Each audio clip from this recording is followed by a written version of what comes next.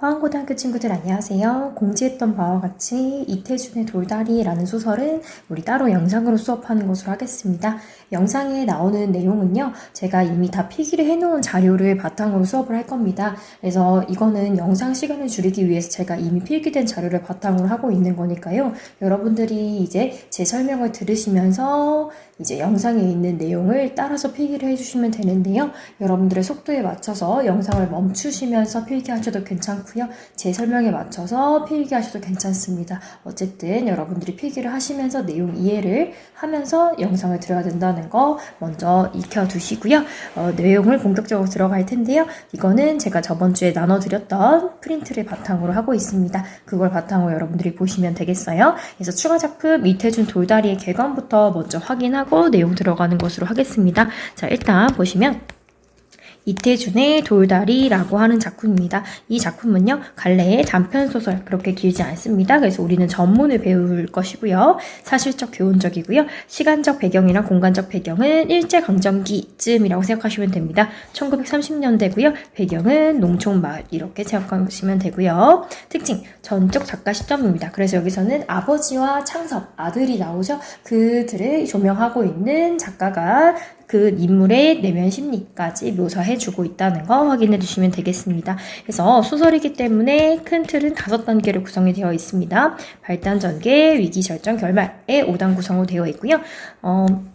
처음부터 볼 텐데 이거는 인물을 먼저 본 다음에 내용을 확인할게요. 자, 주제, 물질주의적 가치관에 대한 비판입니다. 그래서 보시면 여기서는 아버지가 나오는데요. 그 아버지는 땅의 가치, 그러니까 기존에 있던 전통적이고 자연적이고 좀 그 자체의 가치를 두는 그런 전통주의적이랑 비교되는 물질주의적 가치적, 그러니까 그 자체만으로 나한테 어떤 이득이 되는지에 대해서 관심을 가지는 물질적인 가치관에 대한 비판이 담겨져 있는 내용의 글이라고 보시면 되겠고요. 특징, 돌다리가 제목이죠. 돌다리 중요합니다. 돌다리라는 소재를 통해서 전통적인 가치관과 물질주의적 가치관의 대비를 보여주고 있고요.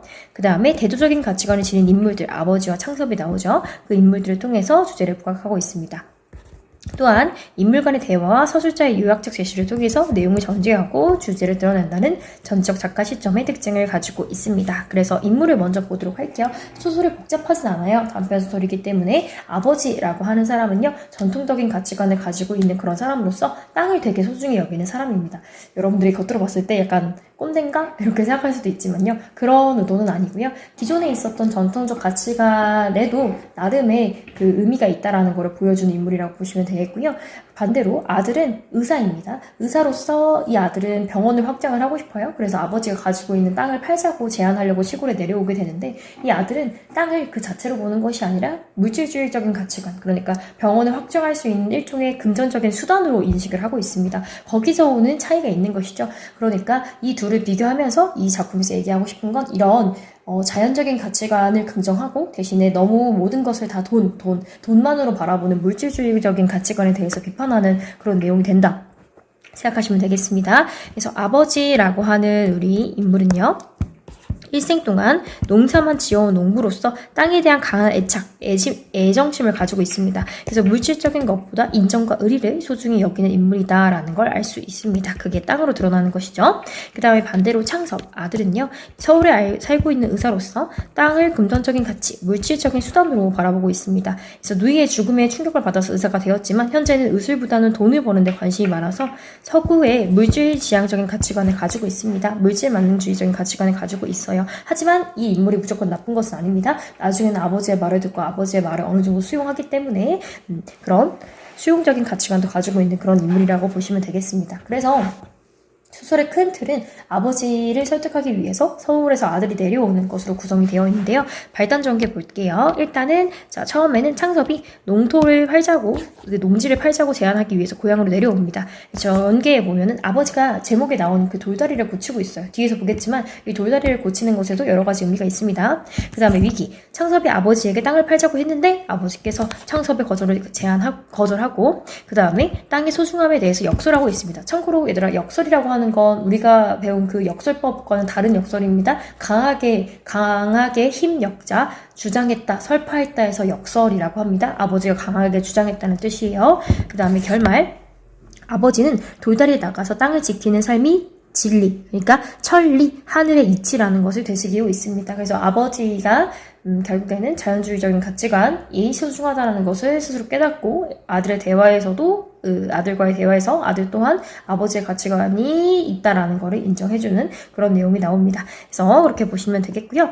그래서 큰 틀을 봤을 때 제일 중요한 건 땅이라고 하는 소재에 대해서 어떻게 바라보느냐의 차이입니다. 아버지는 땅에 대해서 한마디로 긍정하고 있어요. 그래서 여기서 여러 가지 표현으로 다 쓰일 수 있는데요. 아버지는 시골 농부이고요. 정통적인 가치관을 가지고 있는 사람으로서 땅에 대한 관점은 땅은 그 자체로 소중한 것, 그러니까 생명의 근원이고요. 가족을 표현하는 가족의 인생사를 담고 있는 것이라고 생각하기도 하고요. 그래서 한마디로 얘기해서 정신적인 가치를 지니고 있는 걸 땅이라고 본다면 이 아들은 반대로 봅니다. 이 땅은 우리가 이용해 먹을 수 있는 그런 대상이라고 생각을 하는 거예요. 아들은 도시의 의사로서 물질적인 가치관을 가지고 있죠. 그래서 땅에 대한 관점이 실용성, 자산 가치, 즉 물질적이고 수단적인 것이라고 인식을 하고 있는 것입니다. 거기서 오는 대비가 있는 것이죠. 그러다 보니까 이 제목에도 나오는 돌다리의 의미도 알고 계셔야 됩니다. 자, 돌다리의 의미를 미리 짚고 가는 거예요. 아버지께서 돌다리를 이제 창섭이 고향에 내려갔을 때 고치고 계신데요. 돌다리는 옛날부터 있었던 마을의 아주 오래된 다리예요. 근데 아버지가 그걸 고친다? 그러면 아버지께서는 굉장히 전통적인 가치관에 대해서 되게 중시하는 인물이라는 걸 알 수 있고요. 돌다리에는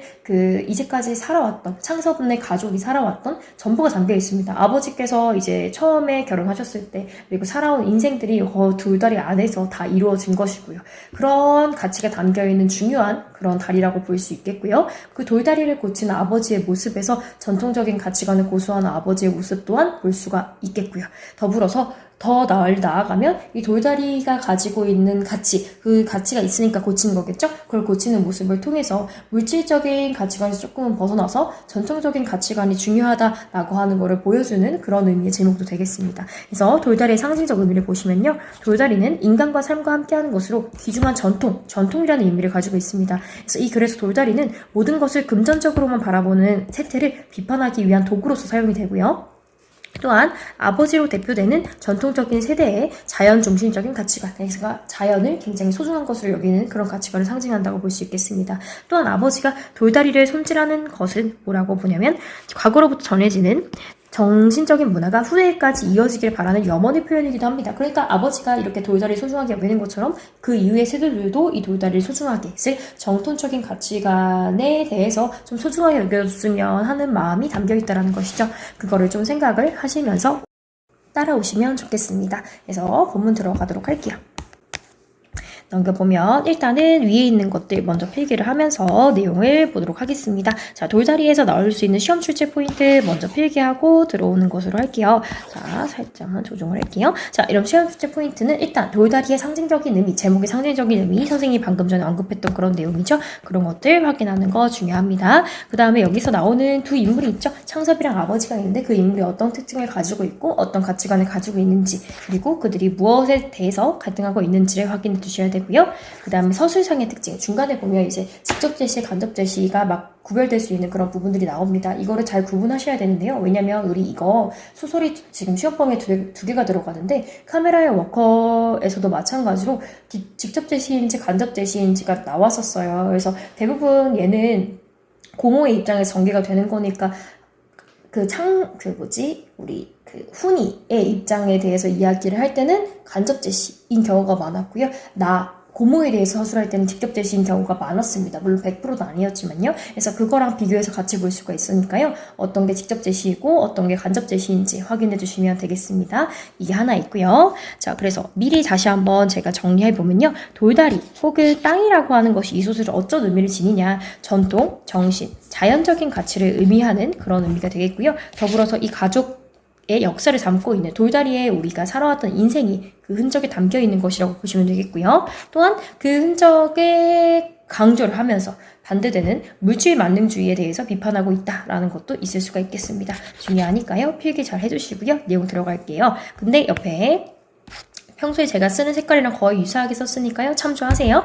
노란색이 중요한 거, 연두색이 형식이고요. 아버지, 창섭, 은 각각 색깔을 좀 달리했어요. 구분을 위해서 달리했습니다. 아버지가 파란색, 창섭이 빨간색이고요. 기타 이게 조금 과거 를 배경으로 하고 있는 소설이다 보니까 여러분들이 모르는 용어들이 나올 수가 있어요. 그것들은 제가 조금 보라색으로 체크를 해두었으니까요. 의미를 정확히 알아두시는 것도 중요하겠습니다. 용어랑 관련된 문제 하나 정도는 물어볼 수 있으니까 잘 봐두세요. 자, 그러면은 들어가도록 하겠습니다. 정거장에서 샘말 심리를 내려오노라면 반이 될락말락한 데서부터 샘말 동네보다는 그 건너편 상기슭에 노린 공동묘지가 먼저 눈에 띄인다라고 했습니다. 여기서 심리라고 하는 것은 뭐냐면요.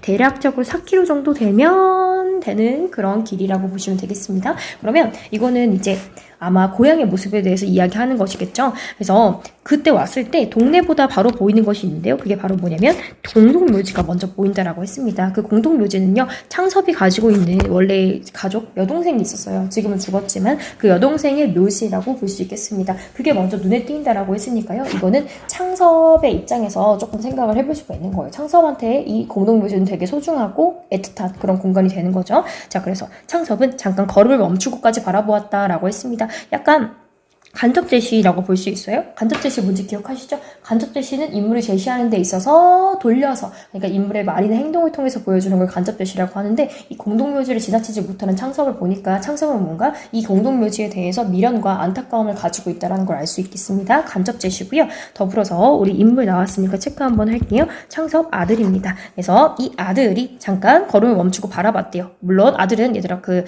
아버지 입장에서 아들이라는 거예요. 그래서 창섭에 대해서 묘사를 하고 있는데 나는 이렇게 얘기 안 하고요. 3인칭 시점에서 이야기를 하고 있고 얘 행동이 이러이러하다라고 설명을 해주고 있으니까 전적 작가 시점인 것도 확인 가능합니다. 그래서 멈추고 바라봤다니까요. 이 아마 그 여동생이 있었던 장소니까 그리움이 있다라는 거를 확인해 볼 수가 있겠죠. 자, 그랬을 때 봄에 올 때 보면 진달래가 불붙듯 풀어 올라가는 야산이다. 그 야산에 이제 공동묘지가 있다라는 거죠. 그래서 그 불붙듯 이렇게 얘기했어요. 진달래가 불붙듯하다라고 얘기했으니까 직접적으로 비유하는 지구법 쓰였다고 얘기할 수 있고요. 근데 지금은 단풍철도 지나고 누르테테한 가닥나무들만 묘지를 둘러서 듣지 않아도 적막한 버스럭 소리만 날 것 같았다라고 했어요. 그러면 단풍나무도 지났고 누르테테한 가닥나무니까 나무가 되게 다 말라 있었을 거라는 거잖아요. 여기서 계절적인 배경이 초겨울이라는 것도 알 수 있겠습니다. 그래서 더불어서 쓸쓸함을 올려준 효과가 있죠. 지금 공동묘지에 안 그래도 날도 춥고 하면은 그 공동묘지에 있는 누이의 영혼도 그렇고 여동생의 영혼도 그렇고 그 분위기도 그렇고 조금 스산하고 쓸쓸하게 느껴지겠죠. 그런 쓸쓸하다는 분위기를 더 강조하는 효과가 있습니다. 그래서 어느 곳이라고 집어낼 순 없어도 창옥의 무덤이 어디쯤이라고 짐작이 된다라고 했어. 그러면 이 확실히 창섭이 떠올리고 있는 것은 바로 뭐예요? 창옥의 무덤을 지금 떠올리고 있습니다. 그죠? 그래서 창섭은 마음속으로 창호가 불러보며 문회를 보냈다. 그러면 지금까지도 꽤 시간이 흐른 것 같은데 지금까지도 여동생의 죽음을 슬퍼하면서 안타까운 감정을 가지고 있는 창섭의 모습을 볼 수가 있겠습니다. 슬픔과 안타까움을 엿볼 수가 있어요. 그러면 얘가 이러이러한 상황이 있다. 사정과 사연이 있다는 게 드러나네요. 좀 더 자세히 나옵니다. 밑에 볼게요. 이 창옥이라고 하는 혈육은요. 다만 어느 분으로 나이가 훨씬 떨어진 누이였다. 그러니까 나이 차이가 많이 나는 여동생인 거야. 더 애틋했겠지. 그쵸? 그래서 지금도 눈에 선하다. 지금도 눈에 선하다고 하니까 그리워하는 모습이 더 드러나네요. 자기가 마침 방학으로 와있던 여름이었다. 창욱은 저녁 먹다 말고 갑자기 복통으로 뒹굴었다. 그럼 아팠나 봐요. 그래서 읍으로 뛰어들어가 의사를 청해왔다. 의사는 주사를 놓고 들어왔다. 그러나 밤새도록 옅은 열은 내리지 않았고 새벽녘엔 아파한 것도 더해갔다. 그러니까 약간 돌팔이 의사가 왔나 보죠. 제대로 진료도 안 하고. 그래서 다시 의사를 데리러 갔으나 의사는 바쁘다고 환자를 데려오라 하였다. 하라는 대로 환자를 데리고 들어갔어. 그 환자가 바로 여동생 창옥이죠. 그래서 역시 오진을 했었다. 오진이라는 거는 잘못 진단했다는 거야. 그래서 병을 키운 거지. 다시 하루를 지나서 고름이 터지고 공막이 절망적으로 상해버린 뒤에야 겨우 맹장염인 걸 알아낸 눈치였다라고 했어요. 맹장염. 요즘에도 맹장 수술 하는 사람들 많잖아요. 근데 옛날에는 더 수술을 안 했으면 더 위험한 질병이었으니까 이것 때문에 죽은 거죠. 그래서 이러이러한 과거의 회상을 하고 있습니다. 과거의 모습을 이야기를 하면서 여동생이 죽은 경위, 왜 죽었는가에 대해서 설명을 해주고 있다는 걸 알 수 있습니다. 자, 그때 창섭은 과거 회상. 자기도 어른이기만 했으면 그럼 그때는 어렸을 때였나 보네요. 자, 필시 의사의 멱살을 들었을 것이다. 그죠? 자기 여동생을 죽게 만든 원인이 이 사람한테 있는 거니까. 이런. 자, 누이의 허무한 죽음에서 창섭은 뜻을 세워서 아버지가 권하는 권웅, 고농이라는 건 그 당시에 이제 농업고등학교 정도라고 생각하시면 되거든요. 고등농림의 줄임말입니다. 그러니까 농사를 배우러 가는 고등학교였던 거예요. 근데 그거를 마다하고 어디로 갔어요? 의전, 의사학교, 의수를 가르치는 그런 학교에 간 거예요. 그래서 들어갔고 오늘에 이르서는 맹장수술로는 서울서도 정평이 나 있는 한 권위가 된 것이다. 그러니까 이 창섭이 의사가 된 경위, 이유는요, 바로 누이의 죽음 때문이에요. 그래서 누이의 죽음을 좀 보면서 충격을 받았으니까 그걸 고쳐준 사람 되고 싶어. 그래서 실제로 누이가 죽은 그 질병의 원인이 되는 맹장염 수술을 되게 잘하는 그런 의사가 되었대요. 네, 그런 상황인 거고요. 이거는 이제 창섭에 대한 설명입니다. 창호가 기뻐해 다구, 약간 방언 느낌 있다고 보시면 되거든요. 창호가 기뻐해 주렴, 이 정도로 보시면 돼요. 이번에 내 병원이 좋은 건물을 만나 커지는 거다 라고 했어. 그러면 이제 본격적인 내용이 슬슬 나옵니다. 이 창섭은 병원이 되게 잘 되고 있어요. 잘 되고 있어서 어떻게 한대요?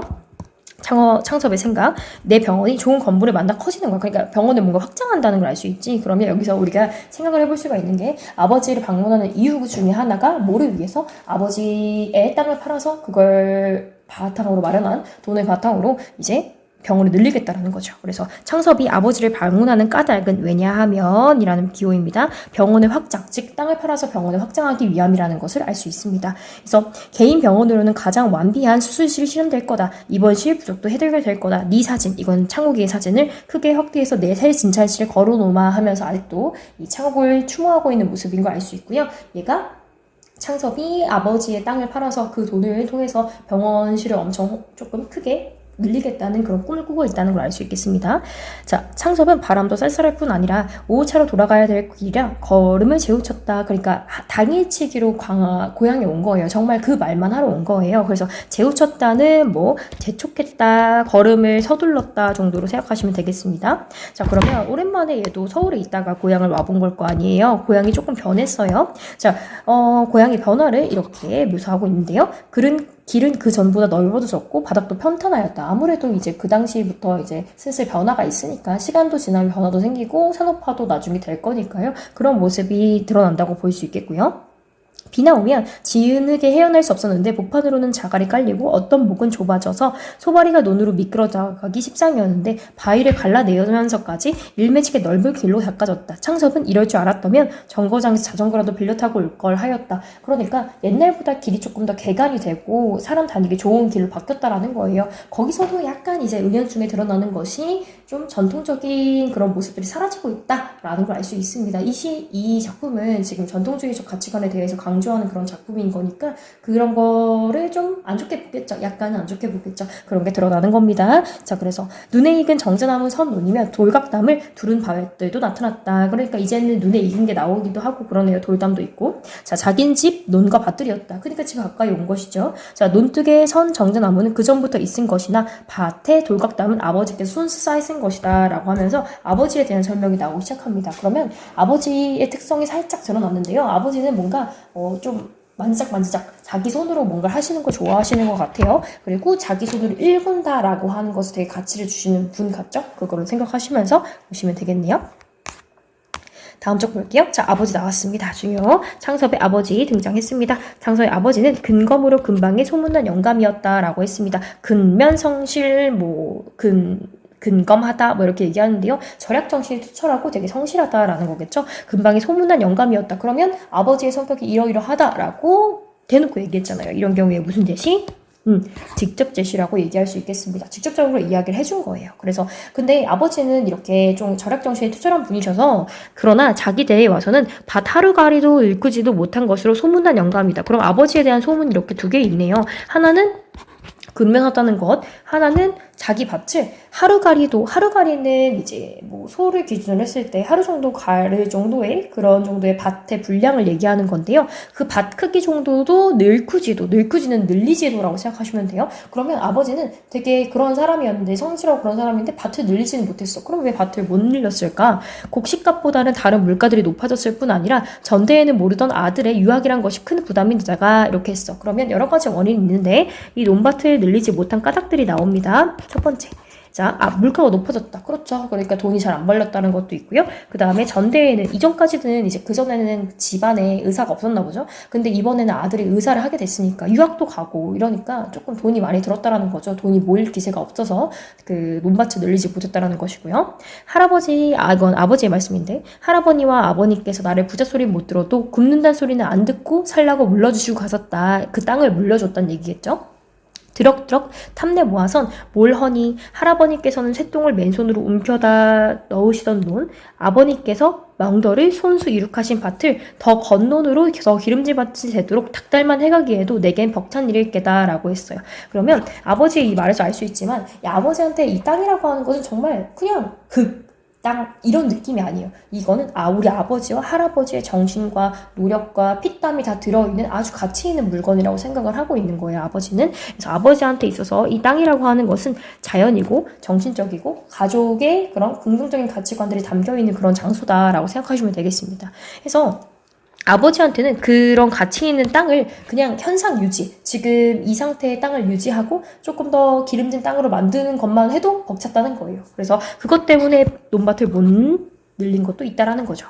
그래서 하고 절용해서 또 절용은 이제 절약이라고 생각하시면 되거든요. 절약이에요. 절약에 쓰고 남는 돈이 있으면 그 돈으로는 품을 몇 품씩 들어가면서까지 빚둔 논배비를 다루잡기, 밭에 돌을 추려서 바람맞이로 담을 두르기, 개울엔 둥마기 하기 하면서 이제 농사랑 관련되어 있는 것들을 막 한 거예요. 좋은 작업들을. 그러니까 밭을 좋은 상태로 유지하기 위한 많이 노력을 들였다는 거예요. 그러니까 이 아버지한테서는 단순히 땅을 늘려가지고 막 엄청 이득을 본다 그런 게 중요한 게 아니라 그 땅에서 최대한 좋은 땅으로 만드는 것, 그 자체가 중요했던 거예요. 그래서 그러다가 이제 아들이 의사가 된 이후로는 아들 학비로 쓰던 몫까지 들여서 동네 길들은 물론 길과 정거장 길까지 닦아놓았다라고 했습니다. 이게 또 4번의 이유가 되겠네요. 그러니까 돈을 늘리는 데 쓰지 않고 다른 데 썼어요. 심지어 이제는 아들이 크고 나서는 다른 길 같은 거 고치는 데 썼대요. 그러면 이 길 같은 거 고쳤다는 것 자체가 아버지가 뭐가 드러나? 기존에 있던 것들을 되게 소중히 하는 아버지의 모습이 드러나는 거예요. 그죠? 그래서 남을 주는 땅을 버린다고 여간 근실한 자국이 아니면 소작을 주지 않았고 라고 했어요. 소작농이라는 표현이 많이 나오는데 모를까봐 아이들아 딱 한번 머릿속에 정리해두고 알아두시는 게 좋아요. 소작농은 땅이 있으면 그 농이라고 하면 소작을 하는 농민이라는 뜻인데 자기 땅이 없고 남의 땅을 빌려서 농사를 하는 사람들을 소작농이라고 하고요. 소작을 준다 이러면 땅의 주인이 다른 사람한테 땅을 내어주어서 대신 농사를 하게 시킨다의 의미로 생각하시면 되겠습니다. 그래서 소를 2필이나 메고 1그루는 3명씩이나 두고 적지 않은 전답을 전부 자농으로 버텨왔다. 그러면 일반적으로 이렇게 좀 땅이 있는 사람들은 어떻게 하냐면 약간 자동화 하듯이 다른 사람한테 소작농 줘가지고 소작을 줘서 그 사람들 보고 농사 지으라고 하는데 아버지는 땅을 굉장히 소중하게 여기는 사람이기 때문에 어떻게 했다라는 거예요? 소를 자기가 직접 해. 2필이나 메고 1꾼은 3명씩이나 두고 적지 않은 전답은 밭이야. 그런 밭을 전부 자농, 스스로 농사하는 것으로 버텨왔다는 거야. 아버지의 고집이 있다는 걸 알 수가 있죠. 그래서 실속이 타작만 못하는 둥, 1꾼 셋이 저희 농사 해가지고 나간다는 둥 이해만을 따져 비평하는 소리가 많았으나 창섭의 아버지는 땅을 위해서는 자기의 이해만으로 타산하여 들지 않았다라고 했어요. 그러니까 아버지는 땅에 대해서는 어때요? 이해적이고 뭔가 실리를 따지고 그런 게 아니라 그 자체를 되게 유지하려고 하고 그 가치가 있다는 거를 존중하려는 아버지의 태도를 알 수 있죠. 그래서 여기서 발표하고 다시 한번 정리할게요. 이 아버지한테 있어서는 어떤 의미냐? 땅이라고 하는 것은 그냥 그 자체로 의미가 있고 가족의 삶이 담겨있는 정신적인 가치, 전통적인 가치. 그러니까 땅이라고 하는 것은 그 자체로 이미 충분히 중요하고 그 스스로 유의미한 것이다 라고 생각을 하는 거예요. 아버지는 이런 게 소중한 거예요. 이해되시죠? 그래서 이와 같은 임자를 가진 땅들이라 곡식은 거둔 뒤에 그루만 남은 농가 밭이 돼 그 바닥들의 고름, 그 언저리들의 바름, 흙의 부드러움이 마치 시루떡 모판이나 대하는 것처럼 누구의 눈에나 탐스럽게 흐뭇해 보였다. 그러니까 아버지가 이렇게 일군 땅들은 어떻단 얘기예요? 아버지의 정성이 가득 묻어 있으니까 시루떡은 아시죠? 요즘에는 안 하겠죠? 이사 갔을 때막 주변에 옆집을 떡 돌리잖아요. 그거 시루떡 돌리잖아요. 팥 들어있는 거. 여튼 그 모판이나 대하는 것처럼 그러니까 아주 소중하게 대하는 티가 났다는 거죠. 그래서 누구의 눈에나 아름다운 좋은 땅으로 보였다는 거예요. 그래서 거처럼 했으니까 지급법 쓰인 거 알 수 있습니다. 이런 땅, 그럼 이런 땅이 어떤 땅이야? 아버지의 정성이 가득 담겨있는 땅이라는 거 창섭도 알고 있어요. 그래서 아무리 수입은 몇 배 나은 병원을 늘리기 위해서나 아버지에게 미안하지 않을 수 없었다. 약간 여기 나와 있는 소설에 아버지와 아들의 갈등이 있긴 하지만 되게 서로 존중해주는 편이긴 해요. 그래서 자, 아버지에게 미안하지 않을 수 없었다라고 했어. 그럼 얘도 아들로서 미안한 마음인 거야. 아버지가 얼마나 이 땅을 소중히 여기는지 누구보다 이 아들이 잘 알고 있습니다. 근데 아버지한테 팔라고 얘기하려고 가는 거니까 조금 그런 마음이 있겠죠. 그래서 아버지한테 미안하다 이렇게 얘기했으니까요. 이 창섭의 심리까지 다 제시해주고 있어요. 직접 제시인 거 알 수 있고요. 3인칭 전적 작가 시점의 특징이 드러난다고도 얘기할 수 있겠습니다. 그래서 이런 내용들 중요하고요. 그래서 그러나 잡히기나 해가지고는 3만원 돈을 만들 수 없었고, 자, 서울서 큰 양관을 손에 얻기란 돈만 있다고 해도 아무 때나 될 일이 없었다, 될 일이 아니었다라고 했어요. 그럼 이건 아들의 입장인 거예요. 아들은 이제 그 병원을, 서울에서는 병원을 쉽게 건물이라든지 땅을 얻기가 쉽지 않으니까 세귤에 있는 땅을 팔 수밖에 없다라고 얘기를 하고 있는 거예요. 참고로 여기서 양관이라는 건요, 양옥이요. 그러니까 서양으로 된, 서양식으로 지어진 가옥을 우리가 양관이라고 합니다. 그래서 여기서 이 아들은 뭐라고 생각하냐? 땅이라고 하는 것은 무슨 가치다? 물질적인 가치, 일종의 수단이라고 생각을 하는 겁니다. 그래서 그런 내용이라고 정리할 수가 있겠습니다. 그래서 아버지랑 아들의 땅에 대한 인식이 확실히 비교되셨겠죠? 뒤에도 이제 그런 식의 내용이 좀 더 심화돼서 추가돼서 나옵니다.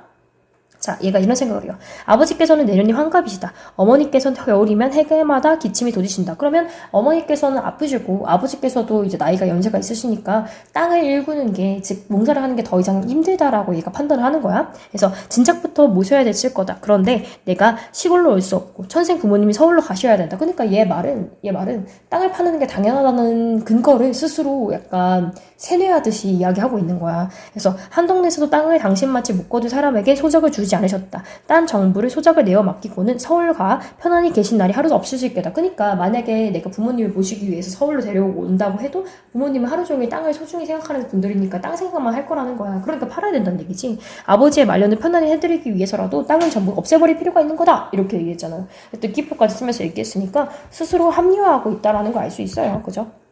그래서 창섭은 셋말에 이제 동네에 왔어요. 동네에 들어서자마자 동구에서 이내 아버지를 뵐 수가 있었다. 아버지는 가에는 살얼음이 잡힌 찬물에, 그럼 찬물인 거, 살얼음이 잡혔다는 것도 이제 겨울이라는 게 드러나는 거죠. 찬물에 물까지 걷고 들어서서 동네 사람들을 축축여서 돌다리를 고치고 계시었다. 자, 아버지의 행동이자 제목이 나왔습니다. 중요합니다. 별표 한번 할게요. 아버지께서 이렇게 돌다리를 고치는 거, 전통적인 가치관을 고수하는 그런 모습이 상징적으로 드러난 거구나 라는 걸 알 수 있습니다. 자, 아버지가 애가 연락도 없이 왔으니까 어떻게 갑자기 오느냐? 했을 때 네, 좀 급히 여쭤봐야 될 것이 생겼습니다. 그래, 먼저 들어가 있어라 라고 했어요. 그래서 아버지를 만났네요. 동네 사람 수십 명인 쇠꽃비 두 기장은 방언 같은 건데요. 길이에요. 두 길이는 흘러내려간 다리돌을 동아쪽에 얽어서 끌어올리고 있었다. 개울은 동네 복판을 흐르고 있어. 다음 쪽. 아래 위로 징검다리는 서너 군데나 놓였으나 하룻밤 비에도 일수 넘치어 모두 이 큰 도리로 통행하는 것이었다 라고 했어요. 그러니까 큰 징검다리가 있어 사람이 통행할 수 있었던 그런 다리를 사람들이 뭔가 망가져서 고치고 있다는 걸 알 수 있네요. 창섭은 어려서 아버지께 이 큰 돌다리, 자, 돌다리 중요합니다. 제목이자 아주 중요한 소재라고 볼 수 있죠. 돌다리의 내역을 들은 것이 아직도 기억에 남아있다. 뒤에 나와 있겠지만요. 돌다리는 어떤 곳이냐면요. 이 아버지가 말씀하시기를 너희 증조부님 돌아가시어다. 자, 산소에 상도를 해오시는데, 그러니까 상도리라는 거는 비석 같은 거라고 생각하시면 돼요. 징검다리로야 건네올 수가 있니? 그러니까 고인, 죽은 사람에 관련된 비석을 들고 오는데 그거를 그냥 징검다리면 막 깡충깡충 튀어서 가야 되는데 그거 잘못하다가 깨지면 큰일 나거든요. 그래서 그때부터 이제 그래 너희 조부모님께서 다리부터 이렇게 넓고 튼튼한 돌로 놓으신 거란다. 그래서 그때부터 이제 튼튼한 돌로 놓으신 거란다 하면서 얘는 되게 오랜 역사를, 그러니까 그 증조부님 때부터 있었던 거잖아. 되게 오래된 그런 거죠. 그래서 이 돌다리는 전통과 정신을 상징하는 그런 대상이라고 볼 수 있겠습니다. 그래서 이 이후에 5, 60년 됐어요. 한 번도 무너진 적이 없었어. 그러니까 되게 튼튼한 다리였는데 이게 무너졌다는 것 자체도 약간 전통적인 가치관이 파괴되고 있는 현실에 대해서 얘기할 수 있다는 거죠. 그래서 몇 해 전 어느 장마엔 어찌된 셈인지 가운데 가장 큰 가장 큰 돌이 내려앉았어. 망가진 거지. 떠내려갔던 것이다. 두께가 한 자는 실하고 폭인 6자, 길이는 10자가 넘는 자연석 그대로라서 여간 사람의 힘으로는 손을 대 엄두부터 나지 못하였다라고 했어요. 그러면 무슨 얘기냐? 고치려고 하면 엄청난 힘이 드는 그런 상황이었다는 거예요. 더구나 불과 수십 분 이내에 면의 보조를 얻어서, 면은 그 동네에 무슨 면 하잖아요. 그래서 보조를 얻어서 난간까지 달린 한다한 나무가리가 오인 뒤의 일이라서 이 돌다리는 동네 사람들에게 완전히 잊혀진 채 던져져 있었던 것이었다라고 했어요. 그러니까 사람들이 돌다리 고치기도 힘들고 무엇보다 그 동네에서 지원을 해줘가지고 돌다리가 아닌 나무다리가 놓였어요. 이 나무다리는 금방 만들 수 있어요. 하지만 상대적으로 돌다리에 비해서 추억도 없고 그만큼의 가치가 쌓이지도 않은 거죠. 그래서 빠르고 좋지만 근대적이고 좀 물질적인 가치관, 이 돌다리랑 대조되는 그런 가치관이라고 보시면 되겠습니다. 그래서 거기에 놓인 뒤에 앞이라서 사람들이 안 고쳤다는 거예요. 동네 사람들한테 완전 잊혀져 있었어요. 근데 그거를 아버지가 고치기 시작한 거죠. 아버지는 그런 걸 소중히 여긴 사람이니까. 그래서 전통이 세력됐다. 그러니까 전통주의적 가치관이 조금씩 사라지기 시작했다라는 게 드러나는 그런 부분이죠. 집에 들어가니 어머니는 다리 고치는 사람들 점심을 짓느라고 역시 여러 명의 동네 여편들과 허둥거리고 계셨다. 아버지께서는 그 돌다리 고치고 계시니까 그거를 돌다리 고치면서 먹을 수 있는 새참 같은 거를 만드시는 거겠죠. 바쁘셨나 봐요. 그래서 어머니가 웬일인데 어찌 혼자만 오느냐. 어머니는 손자 아이들부터 보이지 않음을 물으신다. 그러니까 어머니는 손자를 많이 못 봤나 봐요. 그쵸? 아무래도 출가하고 서울로 올라가면 좀 힘들겠죠. 그래서 오늘로 가야겠어서 아무도 안 데리고 왔습니다. 그러면 오늘 안에 할면만 하고 가겠다는 아들인 거죠. 오늘도 갈 걸 뭐 하러 오누? 인전 어머니 거선 서울로 모셔갈 채비하러 왔다고 이렇게 얘기했어. 그러니까 아들이 얘기하는 거 어머니한테 먼저 스리슬쩍. 아니 엄마 서울 이제 모시려고요. 이렇게 얘기한 거야. 그래서 서울로 제발 아이들하고 한들 살아봤으면 소원이 없겠다. 어머니는 이제 아이들은 그 손자들이야, 손자. 그래서 손자들을 그리워하고 있는 거 알 수 있어. 그러면 어머니가 비중이 크진 않지만 이것도 알 수 있어요. 어머니는 아버지랑 좀 다른 가치관이에요. 어머니는 물론 정통적인 가치관을 소중히 여기시는 분이시긴 하겠죠. 근데 그것보다도 서울에 사는 것이 조금 더 중요하다고 생각을 하시는 그런 분이신 것 같아요. 그래서 어머니는 땅보다 조상님들 신소나 사장보다 손자 아이들에게 더 마음이 끌리시는 눈치였다. 그러니까 아버지에 비해서 땅에 대한 가치는 그렇게 소중하다고 생각하지 않는, 상대적으로 그렇다라는 걸 알 수 있습니다. 그래서 그러나 아버지만은 그처럼 단순히 들떠진 마음이 아니었다. 그러니까 암시해 주는 거죠. 어머니는 이렇게 마음이 바뀌실 의향이 있으셨지만 아버지는 그러지 않을 것이라는 게 드러나 있다라는 거예요. 갈등을 암시하고 있습니다. 그래서 아버지는 아들의 뒤를 쫓아서 이내 개울에서 돌아왔다. 아버지가 이제 돌다리 고치다 말고 아들이 왔으니까 따라왔어요.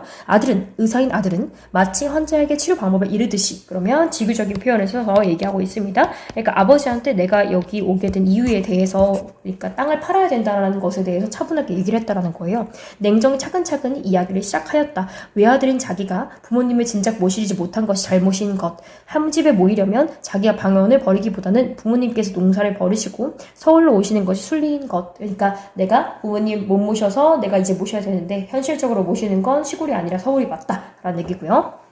병원은 나날이 환자가 늘어가나 입원실이 부족되어 오는 환자의 3분의 1밖에 수용 못하는 것. 그러니까 병원은 잘 되고 있고 이제 병원을 늘려야 된다는 걸 은근슬쩍 얘기하고 있죠. 지금 시국, 참고로 1930년대입니다. 국가 총동원령이 이제 발표되었던 시점이거든요. 그런 시점에서 이제 경기가 어려우니까 큰 건물을 새로 짓기란 거의 불가능의 일인 것. 그러니까 요즘에는 다 긴축하고 줄여가는 추세인데 여기서 새로운 건물을 지을 수 없다라는 거지. 그럼 다른 건물을 사야 되는데 돈이 필요하다는 거야. 그래서 마침 고통 편한 자리에 3층 양옥이 하나 난 것, 인쇄소였던 집인데 전체가 콘크리트여서 방화 방공으로 가치가 충분한 것. 그러니까 원래 인쇄집이었던 것이라서 방화 방공도 되고 병원을 세울 수 있는 크기도 되고 참 좋다는 거죠. 그래서 3층은 살림집과 직공들의 합숙실로 꾸미었던 것이라 입원실로 변장하기에 용이한 거. 그러니까 리모델링인 거죠. 요즘으로 치면. 그런 거 하기도 너무 쉽고. 각 층에 수도가스가 다 들어와 있는 것. 그러면서도 가격은 염한 것. 그러니까 염하다는 건 저렴하다 이런 뜻이에요, 얘들아. 가격도 저렴하고 좋다 이 말이죠. 염하기는 하나. 근데 저렴해도 그게 건물이잖아요. 그래서 32,000원이라. 그 당시를 생각하세요. 30년대에요. 3만 원이면 비싼 겁니다. 그래서 지금의 병원에 팔면 12,000원, 15,000원쯤 받겠지만 그러면 병원에 팔아도 15,000원이면 15,000원만큼이 거의 더 필요해요. 16,000원 더 필요하거든요. 17,000원 정도 더 필요하네요. 그래서 그것은 새 집을 고치는 데와 수술실의 기계를 완비하는 데 다 들어간다. 그러니까 그거는 다른 데 써야 되고, 그지. 그럼 다 들어가면 돈이 더 필요하네? 그럼 아예 절반도 아니네? 다 필요하네? 그래서 32,000원 따로 있어야 될 것. 시골에 땅을 둔대야 1년에 고작 3,000원의 실리가 떨어질지 말지. 하지만 땅을 팔려도 방어만 확정해 놓으면 적어도 1년에 10,000원 이상은 이익을 뽑을 자신이 있는 것. 그럼 3년이면 먼저 뽑는 거죠. 돈만 있으면 땅은 이담에라도 서울 가까이라도 얼마든지 좋은 것으로 살 수 있는 것. 말하면서 쭉 얘기를 합니다. 그러니까 아들의 말은 뭐예요? 병원 확장을 위해서라도 땅을 팔아야 되고, 땅을 팔면 거기서 땅을 팔았던 그 돈을 병원을 확장하면서 얻은 그 병원을 영업한 돈으로 다시 메꿀 수가 있으니까 땅을 팔자라는 얘기를 이렇게 하고 있는 거예요. 그죠? 그래서 아버지한테 막 이야기를 하는 거야. 그래서 여기서 알 수 있는 거, 아들이 가지고 있는 생각을 정리해 볼게요. 아들은 어떤 생각을 가지고 있냐? 땅은 얼마든 다시 살 수 있다라고 했잖아요. 그러니까 아들한테 땅이라고 하는 것은 있어서 금전적이고 도구라고 생각하는 거예요. 즉 물질주의적인 가치관을 가지고 있다라는 것을 알 수 있습니다. 그래서 아버지가 잘 들어줬어요. 아버지의 의견을 담담히 들었다. 그리고 점심이나 먹어라. 나도 좀 생각해봐야 하겠다 했어. 그러니까 아버지께서 답을 유보했어. 그러니까 이 말은 뭘까? 고민하고 있다는 거지, 아버지도. 그래서 다시 개굴로 나갔어. 돌다리 마저 고치러 가신 거예요. 떨어졌던 다리돌을 올려놓고야 들어와서 그후 점심상을 받았다. 그래서 얼추 돌다리 고치는 걸 마무리하고 나서 점심을 드시기 시작하신 거예요. 그렇게 아버지가 점심을 자시면서였다. 요즘 사람도 힘도 줄었나봐. 이거는 이제 돌다리 고치면서 있었던 일에 대해서 얘기하시면서 좀 화제를 전환하고 계시는 거죠. 지금 분위기가 조금 아들이랑 냉랭할 때니까. 그달이 처음 놀 때 내가 어려서 봤는데 불과 연나무에서 거두던 돌인데 장정 수십 명이 한나절과 씨름을 하다니. 그러니까 옛날에는 이 돌다리를 세울 때 사람들이 한두 명이면 세웠는데 요즘엔 그렇지 않다라는 거야. 그래서 뭐 그런 얘기야. 나무다리가 있는데 그건 왜 고치시나요? 그건 아버지에 대한 상섭의 말인 거죠. 이건 상섭의 생각을 잘 들어야 주는 거예요. 창섭의 생각으로는 돌다리는 굳이 고치지 않고도 나무다리가 있으니까 건널 수 있는데 왜 저걸 굳이 고치지? 라고 생각하는 거예요. 그러니까 창섭은 이 돌다리가 가지고 있는 가치에 대해서 인식하지 못한 거죠. 실리에 대해서 관심을 가지는 거, 실용적인 거에 대해 관심을 가지는 모습이라는 걸 알 수 있습니다. 그래서 여기서 아버지께서 막 이 말을 듣고 약간 얘기를 하시게 됩니다. 너도 그런 소리를 하는구나. 창섭이 너도 그런 소리를 하는구나. 이런 얘기야. 나무가 돌만 하다든 너는 그 다리저 고기 잡던 생각도 안 나니? 서울로 공부 갈 때 그 다리 건너서 떠나던 생각 안 나니? 그러니까 이 돌다리라는 건 그냥 다리가 아니라, 그냥 돌이 아니라 이 창섭이의 인생이 잠겨있던, 창섭이의 인생이 나아갈 수 있게 도와줬던 그런 길이라는 뜻이잖아. 그래서 시체 사람들은 모두 인정이란 게 사람한테만 쓰는 줄 알더라. 그러니까 서울 사람들은 그런 인정이란 게 사람한테만 쓰는 줄 안다더라. 그러니까 이 돌다리에도 인정을 쓸 줄 알아야 되는데 그렇지 못한다는 얘기죠. 내 할아버지 산소에 상도를 그 다리 건너다 모셨고, 아까 그 증조부 얘기.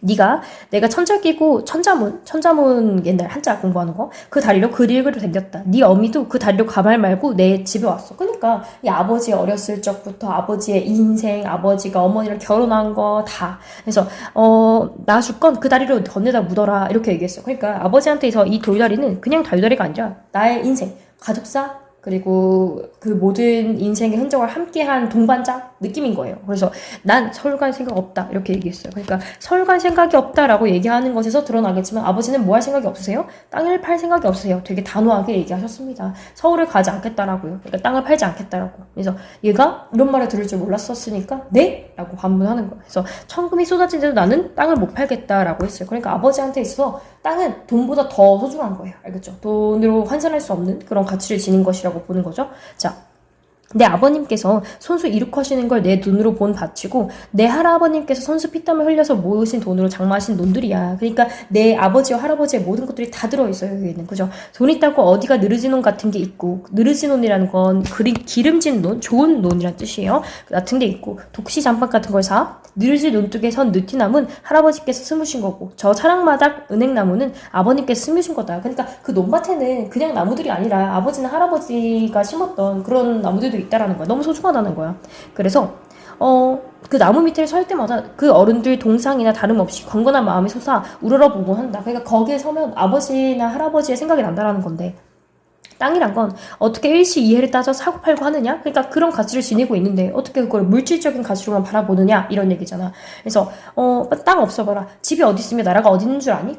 그쵸. 그러니까 옛날에서부터 보면은 땅에서 일군 농작물로 먹고 그 먹은 걸로 공부하고 또 그거 팔아가지고 공부해서 서울 나가고 이런 거잖아. 그러니까 모든 것의 시작이라는 거야. 땅이란 천지 만물의 근거야. 이렇게 아버지는 생각을 하는 거야. 아버지는 이 모든 것의 시작은 땅이라고 보는 거야. 여러분들 입장에서는 조금 이제 과장된 표현 아닌가 싶을 수 있지만요. 아버지의 말도 이제 틀리지 않았습니다. 거기서 이제 출발을 해서 모든 것이 같다는 거니까요. 그래서 돈 있다고 땅이 뭔지도 모르고 욕심만 내 문서 쪽으로 사 모이기만 하는 사람들. 그러니까 그거를 땅을 돈이라고 생각하고 문서로 딸랑딸랑 그렇게 관리하는 사람들이라든지 돈우리처럼 벌리만 생각하고 제 조상들과 그 땅과 어떤 인연이란 건 도시 생각지 않고 헌신짝 거리든 하는 사람들. 그러니까 돈놀이로 보는 사람들 다 내 눈에 괴이한 사람들로밖에 뵈지 않더라. 이렇게 얘기했어. 아버지는 그렇게 물질적인 가치관으로 땅을 경시, 가볍게 여기는 사람들에 대해서 별로 좋게 생각하지 않는다라는 거예요. 그래서 아버지에 대한 생각을 알 수 있는데요. 아버지는 이런 황금만능주의라고 해요, 얘들아. 물질만능주의, 황금만능주의는 돈이면 다 된다. 모든 것들을 다 물질적인 가치관에 생각을 하는 것을 황금만능주의, 물질만능주의라고 하는데 아버지가 그런 가치관에 대해서 비판하고 있다는 걸 알 수 있습니다. 그러면 아버지랑 창섭이를 좀 비교해서 정리해보면요. 살짝 확대할게요. 아버지, 아버지, 글씨가 지워졌네. 자, 아버지가 땅에 대해 생각하는 것은 어떻냐면요. 땅은 뭐의 근원이다? 정신, 그리고 모든 것의 시작점, 근원이다 이렇게 생각하시는 거잖아요. 이런 점에서 아버지는 무슨 가치관? 전통주의적인 가치관을 지닌 분이다 이렇게 생각해 볼 수가 있겠습니다. 그래서 창섭이가 그런 말을 들을 줄 몰라서 점점점 말을 안 하고 있었어요. 자, 네가 아버지가 말이 끝나지 않아? 네가 네 덕으로 오늘 이사가 됐니? 네 덕인 줄만 아느냐? 네가 땅 없이 뭘로? 그니까 그쵸. 얘가 공부한 것도 아버지가 다 땅에서 일군 돈으로 한 거잖아요. 그죠? 그래서 밭에가 절하고 논에가 절해야 쓴다. 그러니까 이 땅에 감사를 표할 줄 알아야 된다. 넌 땅의 가치에 대해서 지금 모르고 있다. 이런 얘기잖아요. 자고로 하늘 하나 하늘의 덕이 땅을 통하지 않고 사람에게 미치는 줄 아니? 땅을 파는 건 그게 하늘을 떠나 다름없는 거다. 하늘을 파나 다름없는 거다. 이렇게 얘기했어. 그러니까 이 땅이라고 하는 건 이런 것까지도 얘기를 하네요. 하늘의 뜻을 연결해주는, 사람한테 하늘의 뜻을 연결해줄 수 있는 매개체가 된다는 얘기잖아요. 그래서 땅은 이렇게 천리, 하늘의 뜻, 하늘의 이치를 알려주는 소통의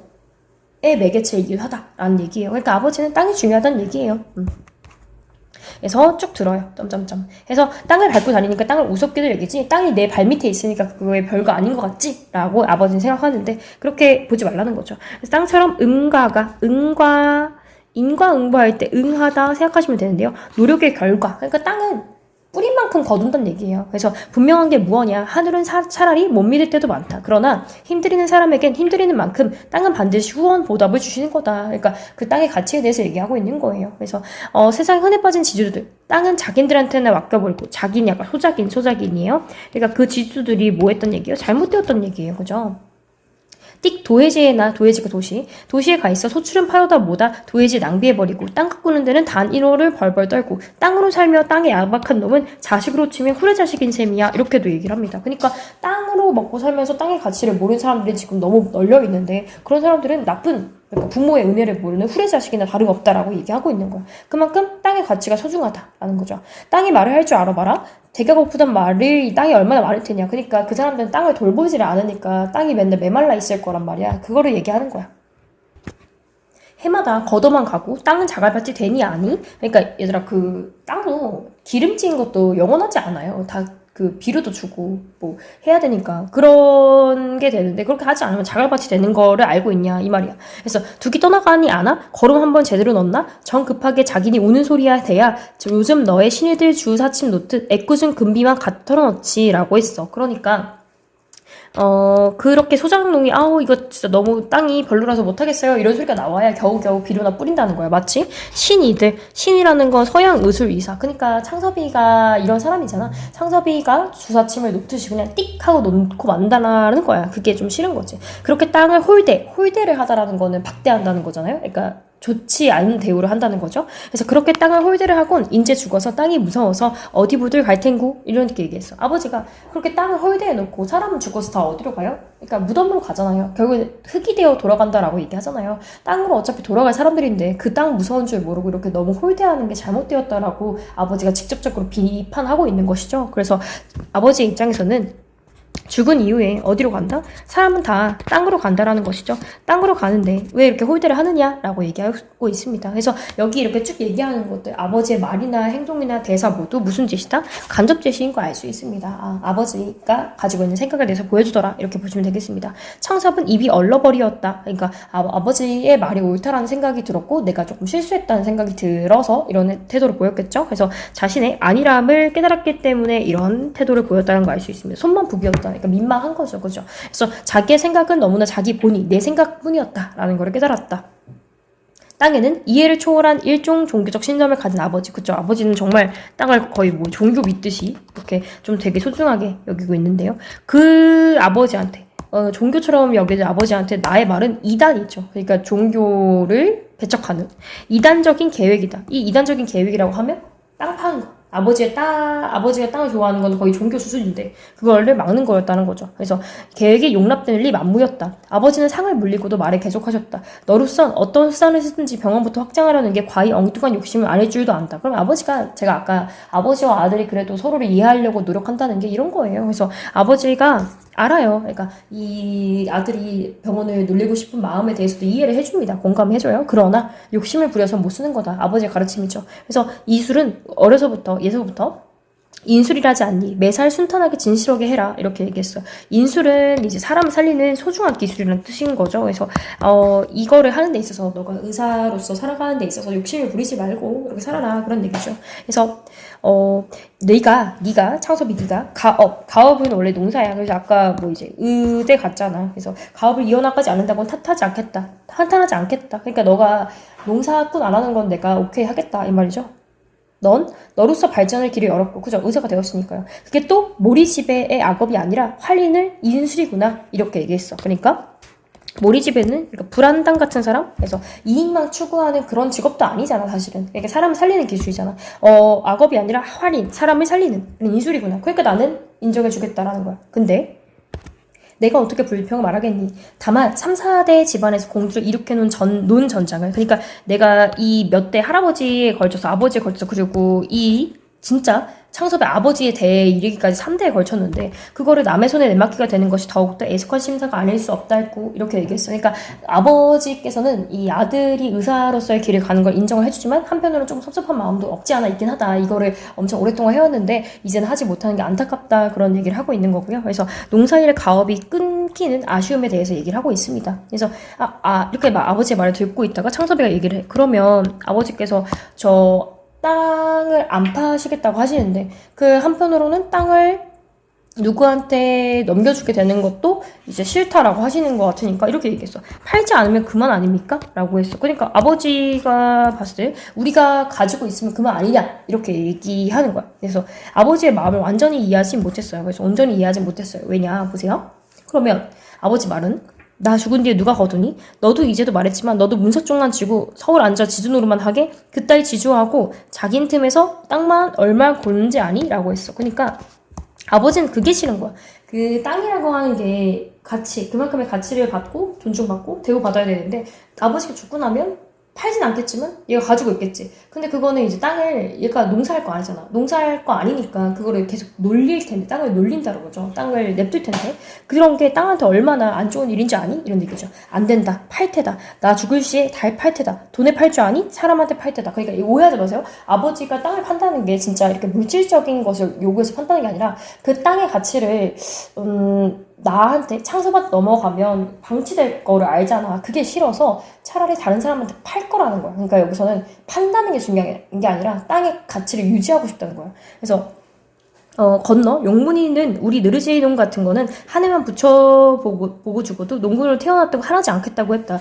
농군은 이제 농사꾼인데 이 용문이가 어떤 사람이야? 우리 집 땅을 보고는 엄청 기름져서 저런 기름진 땅 한번 일구고 가면 소원이 없겠다 이 정도로 우리 땅의 가치를 높게 평가하고 있어. 그러니까 아버지는 이렇게 땅의 가치를 아는 사람한테 주고 싶다는 거야. 그래서 땅의 진정한 가치를 아는 사람에게 주겠다는 얘기야. 그래서 혹시 장밭을 내놓는다고 해봐라. 문보나 덕길이, 이건 사람 이름이죠. 그런 사람들은 깃박에다가 나앉더라도 집을 팔아 살라고 덤빌 게다. 그러니까 우리 땅의 가치를 알고 있는 사람들이 이렇게 널렸다. 근데 그 사람들이 땅 인정 안 되고 누가 돼야 오르냐? 서류적인 표현이야. 그런 사람들이 돼야 된다는 얘기야. 그러나 아주 말이 난 김에 내 6원이다. 아버지가 이렇게 해도 얘기해요. 그런 사람들 무슨 돈으로 땅값을 한 번 내겠니? 몇몇 해고 그 상을 소출 빨아서 언영이냐 갚여 나가게 할 테니 너도 땅값을랑 그렇게 받아갈 줄 알고 미리 알고 있거라. 그러니까 그런 사람들은 땅의 가치를 알고 있지만 돈이 없으니까 내가 이걸 어떻게 해주겠다? 약간 대출식으로 땅을 일단 주고 그 땅값은 천천히 받겠다는 거야. 그러니까 그 땅값 받는 거 창섭이 너도 그렇게 달달마다 받을 줄 알아? 한 번에 안 받을 줄 알아? 이렇게 얘기하는 거야.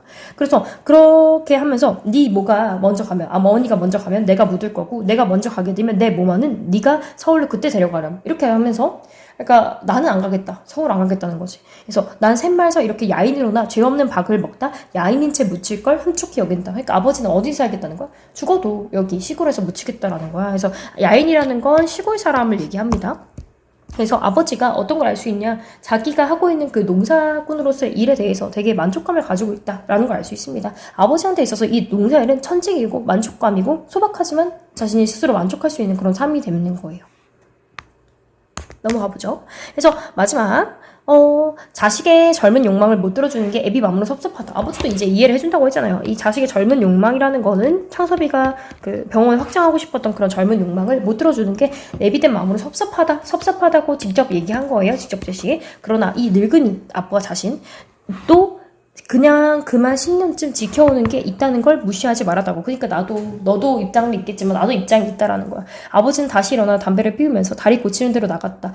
다리 아직 안 고쳤으니까요. 어머니는 두 눈에 눈물이 쭈르르 흘렸다. 그러니까 아버지의 대화를 통해서 어머니가 서울에 못 가게 됐다는 게 거의 확정이니까. 그래서 너희 아버지가 여간 고집이시냐? 이렇게 얘기했어. 아니요. 아버지가 어떤 어른이든 제가 오늘 더 자랐습니다. 우리 아버지는 훌륭한 분이십니다. 봐봐요. 창섭이가 참 착한 아들인 편이에요. 그래서 막 이야기를 하길래 그 아버지의 이야기를 다 듣고 아버지의 입장도 이해를 하면서 아버지를 경애하고 존경하고 있습니다.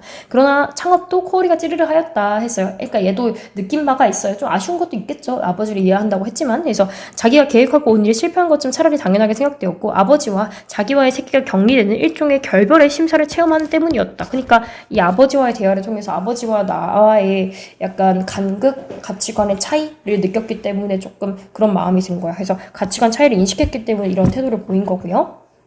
아들은 아버지가 고쳐놓은 돌다리를 건너서 저녁차를 차러 가버렸다. 그러니까 하루 당일치기로 왔다라고 했으니까 이제 가버린 거예요. 그래서 보면 동구 밖으로 사라진 아들의 뒷모양을 지키고 섰을 때 배웅하는 아버지의 모습에서 아버지의 마음도 정말 임종에서 유언이나 하고 난 것처럼 외롭고 한편 불안스러운 심사조차 설레었다. 그러면 직접 제시인데요. 아버지가 그렇게 쏘아 붙이고 나서 마음이 그렇게 편하지 않았다는 거예요. 그래서 씁쓸하고 미안한 마음이 있겠지. 자기도 좀 들어주고 싶었을 텐데, 그죠? 그래서 아버지는 종일 계곡에서 허덕였으나 저녁에 잠도 달게 오지 않았다. 젊어서 서당에서는 일단 백낙천의 시가 다 생각이 났다. 어렸을 때 생각이 나시면서 이 시를 생각하기에 계시네요. 그게 어떤 시냐면 늙은 제비 한 쌍을 두고 지은 노래였다. 제 뱃속에 고픈 것은 참아가며 입에 얻어문 것은 새끼불부터 먹어 길렀으나. 그러니까 엄청 지극정성으로 새끼를 기른 그런 새끼들이 다 자라서 날개에 힘을 얻자 어디로인지 저울 조일 대로 다 날아가 버리면서 야이고 늙은 어버이 제비 한 쌍만 가을바람 소소한 수녀 끝에 쭈그리고 앉아서 있는 광경을 모사하였대. 그러니까 자식들이 다 나가버리고 나서 약간 아세요? 빈집 증후군 해서 부모님들이 느끼는 외로움 같은 거 얘기할 때 그런 거 있잖아요. 여튼 자 나중에는 그 늙은 어버이 제비들을 가리켜서 새끼들만 원망하지 말고 너희들이 새끼적이 역시 그러했음을 깨달으라는 풍자의 시였다. 그러니까 이 자식들도 그러니까 이 부모들도 옛날에는 자식이었다는 얘기잖아. 자기들도 부모님한테 그렇게 외로움을 안겨줬을 것이라는 거를 스스로 몸소 깨달아봐라 이런 얘기죠. 그래서 이 시를 가져온 의도는 뭘까요? 창섭이랑 아버지와의 대화에서 아버지도 느낀 거죠. 아버지가 자식한테 느끼는 미안함, 그 거리감을 느끼는 거야. 그래서 여기서 말하는 이 시에서의 제비가 사실 아버지야. 아버지가 이 창섭과의 대화를 통해서 느끼는 외로움과 쓸쓸함 그런 거를 표현한 거지. 그리고 이 시를 떠올리면서 창섭이 이러이러한 마음이었겠구나라고 하면서 창섭을 이해해보고자 하는 그런 태도도 드러납니다. 그렇게 보시면 되겠고요. 하면서 노인은 어두운 천장을 향해 쓰듯숨을 짓고 날이 밝기를 기다려 누구보다도 먼저 어제 고쳐놓은 돌다리를 보러 나왔다 했어. 돌다리를 또 보러 왔다는 건 아버지가 이제 자기가 생각하는 그 전통적인 가치관 다시 점검하러 나왔다라는 생각을 하시면 되거든요. 흙탕이라고는 어느 돌틈에도 남아있지 않았다. 첫 골르로도 가운데 골르로도 끝에 골르로도 맑기만 한 소담한 물살이 우쭐우쭐 춤추면서 빠져내려갔다. 그러니까 이제 돌다리의 주변에 흐르고 있는 시냇가의 풍경에 대해서 묘사한 거예요. 묘사하는 데 있어서 우쭐우쭐하다 뭐 이렇게 얘기했으니까 의인법이 쓰였다는 것도 알 수 있습니다. 가운데 장으로 쾅 굴러보았다. 그러니까 발을 쾅 이렇게 했어. 그렇게 해서 어떻게 하냐면 그 돌돌이가 말짱한지 잘 되고 있는지를 확인한 거야. 그래서 발바닥만 아플 뿐 끄떡이 있을 리 없다. 누르는 쭈르르 집으로 돌아와서 소음 접시와 낙수건을 가지고 나왔다. 옛날엔 소금을 양치했으니까요. 제일 낮은 발 받침돌에 내려앉아서 양치를 하고 세수를 하였다. 나중에는 낫이 이가 저린 물을 한 입 물어서 마시며 일어섰다. 속에 모든 게 씻기는 듯 시원하였다. 그리고 수염에 물을 닦으며 이렇게 생각하였다. 아버지가 이제 돌다리에서 세수를 하시고 이렇게 생각하시는 거예요. 비가 아무리 쏟아져도 어떠한 한정을 넘는 법은 없다. 물이 분수 없이 떠내려갔던 것이 아니라 자갈이 밀려내려와 물구멍이 좁아졌든지 그렇지 않으면 어느 받침돌의 밑이 물살에 둥글려 쓰러졌던 그런 까닭이겠다. 그러니까 아버지는 돌다리가 망가진 것에 대한 원인을 찾고 있으신 거예요. 그래서 그 원인을 찾으면서 외부적인 요인이 있어서지 이 전통적인 가치관, 그러니까 전통적인 가치가 막 애초에 훼손됐거나 무너졌거나 한 게 아니라는 걸 보여주고 싶었던 거예요. 그래서 미리 바닥을 치고 미리 받침돌만 제대로 살펴준다면 만년을 간들 무너질 일 없을 거다. 그러니까 아버지가 뭐라고 했어? 돌다리는 무너질 일이 없을 거다라고 얘기했잖아요. 이 말은 전통적인 가치관은 계속 유지될 것이다 라는 말을 담고 있는 것이죠. 그래서 그저 늘 보살펴야 하는 것이다. 사람이란 하늘 밑에 사는 날까지는 하루라도 천리에 방심해서는 안 되는 것이다. 그러니까 천리는 자연이잖아요. 그 자연, 즉 자연, 땅, 돌다리 이런 것들에 대해서 방심하지 말아야 된다. 그것들의 가치를 알고 그 가치에 대해서 인정하고 존중해야 된다. 그런 얘기죠. 그래서 아버지의 인생과 자연의 이치에 순응하는 그런 삶, 자연적인 가치와 그 자연적인 가치로 상징되는 땅과 돌다리의 가치에 대해서 이 사람이, 이 아버지가 긍정하는 모습이 드러나 있다. 즉 전통적인 가치관에 대한 강조를 통해서 물질주의적인 가치관에 대해서도 비판을 하는, 그러면서 기존에 있었던 시골의 전통적인 가치, 그런 것에 대해서 긍정하는 그런 내용의 소설이라고 생각하시면 되겠고요. 이렇게 정리를 해볼 수가 있겠습니다. 소설이 단편적이고 이제 내용도 반복이 되다 보니까 이해는 어려움이 없었을 것 같고요. 이렇게 해서 내용 정리하고요. 인물 간의 갈등 양상과 돌다리 그리고 땅의 상징적인 의미가 아버지와 아들에 따라서 어떻게 달라지는지를 머릿속에 잘 익혀두시고요. 이렇게 해서 수업은 마무리하겠습니다. 고생했어요.